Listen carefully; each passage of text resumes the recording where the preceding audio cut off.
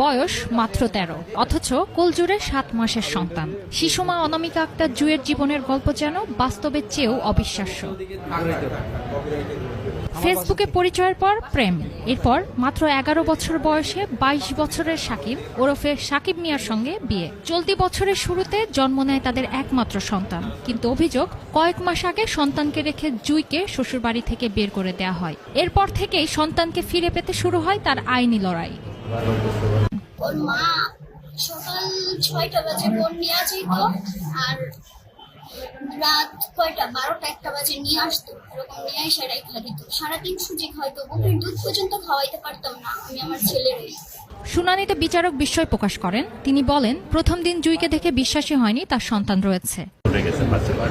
জুয়ের দাবি, অপ্রাপ্তবয়স্ক অবস্থায় তাকে ফুসলিয়ে নিয়ে যাওয়া হয়। নির্যাতনের শিকার হওয়ার পাশাপাশি সন্তানকে জন্মের পর তাকে বাড়ি থেকে বের করে দেওয়া হয়।